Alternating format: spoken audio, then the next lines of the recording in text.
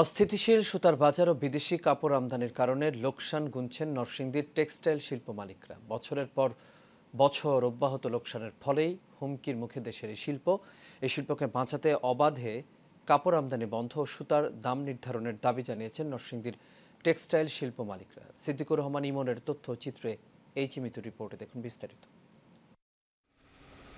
নরসিংদী জেলার শেখেরচর বাবুরহাটের বেশিরভাগ বস্ত্র ব্যবসায়ীরাই উত্তরাধিকারী সূত্রেই উৎপাদন করছেন কাপড়।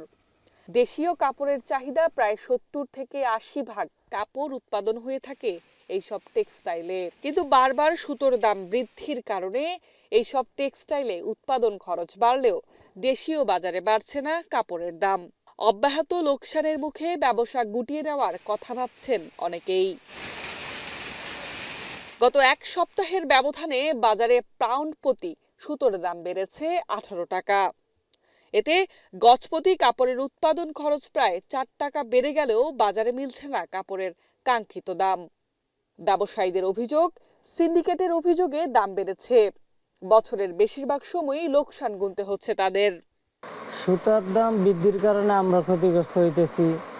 দেখা গেছে কোনো কথা নাই বাতি নাই, সুতার দাম বাড়ায় দিতেছে। এটাতে আমরা কোনো যৌক্তিক কোনো কারণ খুঁজে পাই না। আমাদের দেখা গেছে সুতার দাম বাড়াতে আমাদের যে এই পড়তা এতে যে অনেক খরচ বেশি দিতেছে। এতে আমরা দেখা গেছে আমাদের যে পড়তা দিতেছে পড়তা অনুযায়ী আমরা বিক্রি করতে পারতেছি না। আর আমাদের দেশে যে সুতার দাম, এই সুতার দামের তুলনায় বিদেশে যে কাপড়টা আসতেছে এতে কম্পেয়ার করে আমরা অনেক মার খেয়ে দিতেছি। তবে সিন্ডিকেটের অভিযোগ অস্বীকার সুতো ব্যবসায়ীদের। তাদের মতে আন্তর্জাতিক বাজারে তুলার দাম বৃদ্ধি সহ নানা কারণে সুতোর দামও ওঠানামা করে। সুতার বলতে কোনো সিন্ডিকেট নাই ভাই, এটা একদম সম্পূর্ণ একটা ভুয়া কথা। এটা ভুয়া কথা বলতে সুতার সিন্ডিকেটটা কেমনে থাকবে? আপনার সুতার যদি আমদানি যদি কম থাকে আপনার দামটা কি বাড়বে না? অরিজিনালি আন্তর্জাতিক বাজারে তুলার দাম বেশি কিনা এটা যারা তুলার ব্যবসা করে এরা বলতে পারবে। দফায় দফায় সুতোর দাম বৃদ্ধির ফলে এই শিল্পটা একটি হুমকির মুখে পড়ছে বলে জানালেন নরসিংদী চেম্বার্স অফ কমার্স ইন্ডাস্ট্রিজের এই নেতা। এই দামগুলো দেখা যাচ্ছে যে আজকে একটা দাম হচ্ছে, বিকেলবেলা একটা হচ্ছে, পরের দিন আরেকটা হচ্ছে, তার কোনো টাইম ফ্রেম নেই।